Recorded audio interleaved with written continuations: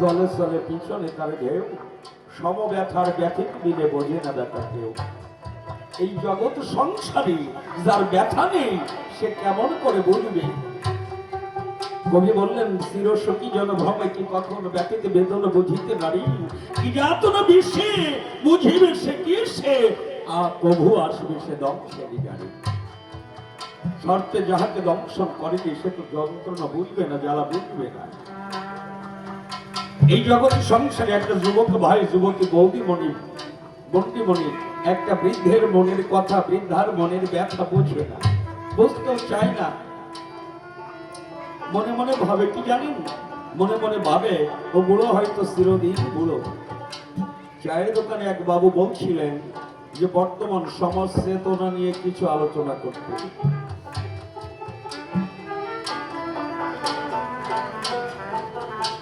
বৃদ্ধের মনের কথা, অন্তরের ব্যথা একটা যুবক ভাই বোঝে না। বুঝবে কেন? তার দোষ না, সময়ের দোষ, কালের দোষ। আজ বাহুতে বল আছে, হাঁটুতে শক্তি আছে, রক্তে তেজ আছে, যৌবনে উন্মাদনা আছে, ধরাকে সরা জ্ঞান করে, মনে মনে চিন্তা করে বুড়ো হয়তো চিরদিন বুড়ো, আমি হয়তো চিরদিন যুবক। ভাবে না ওই বুড়ো একদিন শৈশবে ছিল, শৈশব পার করে কৈশোরে এসেছিল, কৈশোর পার করে এসেছিল যৌবনে, আজ বার্ধক্য এসেছে, কালকে সাদা হয়ে গেছে, সুন্দর দাঁতগুলো ঝরে ঝরে পড়ছে, চাঁদের মতো চেহারাটা মলিনতা আসছে। রক্তের তেজ নাই, যৌবনের উন্মাদনা নাই, তাই বুড়ো বলে উপহাস করছে। মাথার কালো কেশগুলো সাদা হয়ে গেছে তো ডাকে দিয়ে বলছো, দাদু ভাই মাথায় করে চাল কুমড়া নিয়ে কোন হাটে যাও গো? সাদা হয়ে গেছে, কালো চুলগুলো পেকে ঠিক যেন চাল কুমড়ার ন্যায় হয়ে গেছে। মা তাই ডাকে দিয়ে বলছে, দাদু ভাই মাথায় করে চাল কুমড়া নিয়ে কোন হাটে যাচ্ছ? বৃদ্ধা দাদু ডাকে দিয়ে বলেছে, বাইরে আমি যে হাটে যাব অনেক দূরের পথ, দাঁড়াবার সময় নাই রে। বলি ভাই তোর কাছে এখনো তোর সময় আছে, আমার মতো চাল কুমড়া নিয়ে ওই হাটে যেদিন যাবি সেদিন আমার সন্ধান পাবি যে আমি কোন হাটে যাই। বৃদ্ধা দিদিমা জ্যোষ্ঠীতে ভর করে গুড়ি গুড়ি চলছে, গুড়ি গুড়ি চলছে। জ্যোষ্ঠী চেনেন তোমার? লাঠি, তোমার চুল পাকিবে, দাঁত নড়িবে, সম্বল হবে শুধু লাঠি। ভাব দেখাইয়া কি লাভ হবে, সম্বল হবে শুধু মাটি। দিদিমা যখন জ্যোষ্ঠীতে ভর করে গুড়ি গুড়ি চলছে না, যুবক ভাই ডাক দিয়ে বলছে, দিদিমা ও দিদিমা কি হারিয়ে ফেলেছো আমাকে বলো না, আমি খুঁজে দেবো। ওই যে গুড়ি গুড়ি মৃত্তিকা মাটির দিকে চেয়ে চলছে, তাই বলছে কি হারিয়ে ফেলেছো আমাকে বলো, আমি খুঁজে দেব। বৃদ্ধা দিদিমা ডাকে দিয়ে বলেছে, ভাই রে আমার যাহা হারিয়ে গেছে পাওয়ার সময় আর নাই রে। বলি ভাই তোর কাছে এখনো তোর সময় আছে, তুই খুঁজে দেখ, তুই খুঁজে দেখ, তুই পেলে পেতে পারিস। কবি বললেন, যৌবনের প্রস্ফুটিত পদ্ম ফুল যদি পূজায় না লাগানো যায়, বিকাল বেলা ঝরা ফুল কোনো পূজায় লাগে না। আমরা মনে মনে ভাবি দয়াল দীনবন্ধু হচ্ছে দয়াল হরি, ভগবান কৃষ্ণ ডাকার সময় এখনো হয়নি গো। এখন যাত্রা শুনবো, কনসার্ট শুনবো, অপেরা দেখবো, রং বিলাস যেখানে সেখানে যাব, হরি কথা কৃষ্ণ কথা নেওয়ার এখনো সময় হয়নি। বলে না বলতে হবে না।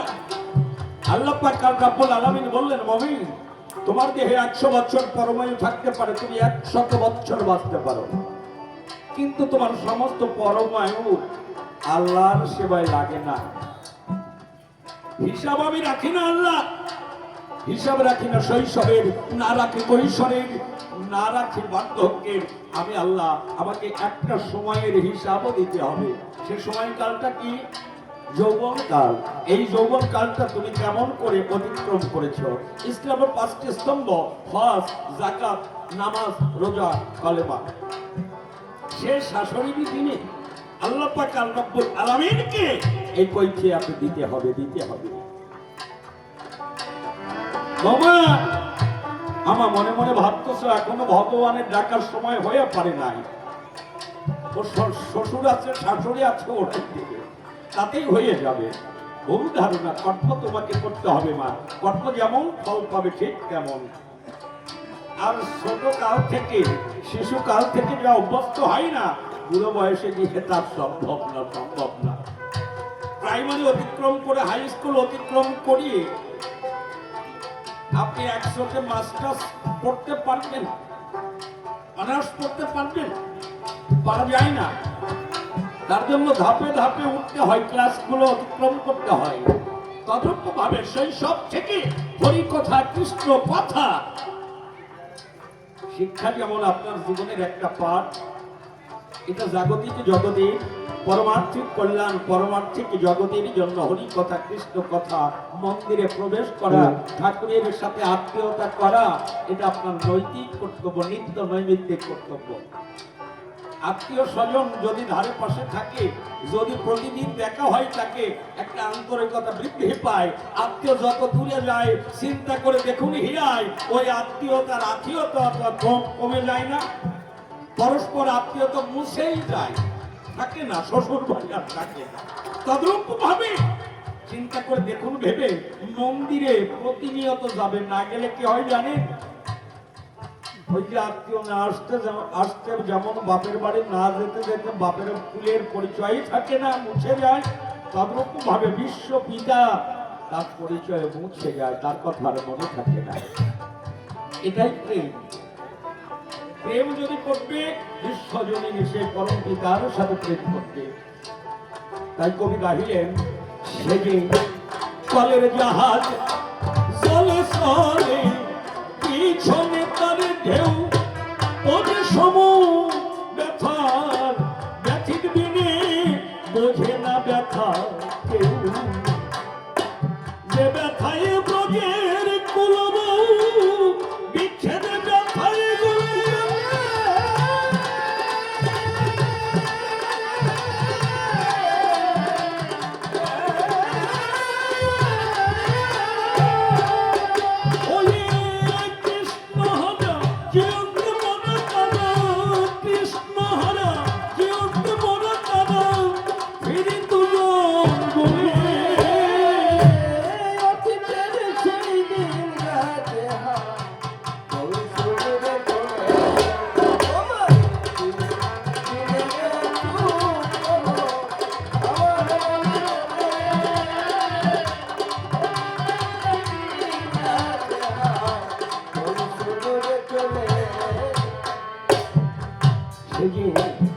বান্ধবী না শহর বন্দর মনের মতো লাগে, মনে মনের মানুষ হারাইলে কেন হেন জাগে। বান্ধবী না শহর বন্দর বনের মতো লাগে, মনের মানুষ হারাইলে কেন হেন জাগে। এই জগতে ধনের মানুষ বড় না মনের মানুষ বড়, মানে বলতে পারেন? সবে এক বাক্যে বলবে মনের মানুষ বড়। কেন? ধনের মানুষ স্বার্থ বুঝে আসছে, স্বার্থ ফুরালে কেটে পড়তে পারে বলে সবা পড়ে। যদি একটা মনের মানুষ থাকে বলে সবা বাকি, হাজার বিপদের মাঝে রেখে সে কখনো পালিয়ে যায় না, দূরে যায় না, দূরে যায় না। আমাদের মাঝে ছিল নারায়ণ কবি, ছিল না নারায়ণ, এখনো বেঁচে আছে, 12 বছরের গায়ে। সাক্ষাৎ হয়েছিল গেল বছর, গিয়েছিলাম তো। তিনি একখান গান লিখেছিলেন, সখী যে দেশের স্বর্গে আমার মনের মানুষ নাই, সে দেশের স্বর্গে আমি নাহি যেতে চাই। যদি নরকে তাহারে পাই, আমি ভুলেও স্বর্গে যাব না। তার কি আমায় মনে পড়ে না?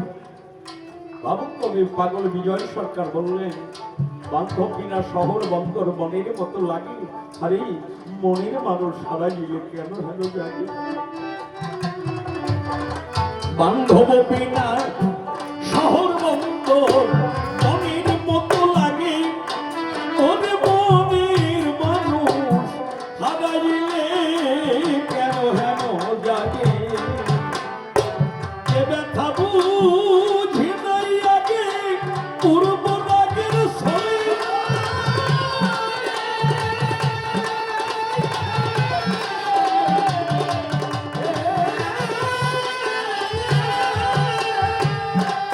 ও পাগল বিজয়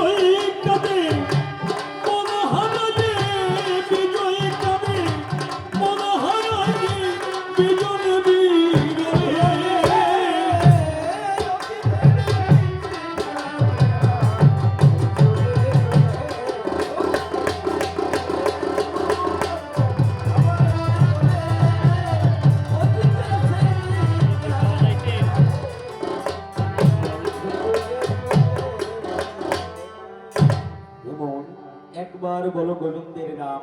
আজকাল করিয়া কি আর ভাবিছ কবে তার ঘুচিবে কাম? কাল যা করিবা তুমি যা ভাবিছ আজ তা করো ভাই, আজ যাহা করিবা তা করো এখনই, কি জানি কখন যাই। এহেন কলিতে মানব জনম এমন বায়ার কাতে, হরিনাম দিয়া জগৎ তরিলা শ্রীকৃষ্ণ চৈতন্য জাতে। সেদিন যুগের আচার বিচার এখন সেসব রাখো, বদন ভরিয়া গৌর হরি বলে যুগের ধর্ম দেখো।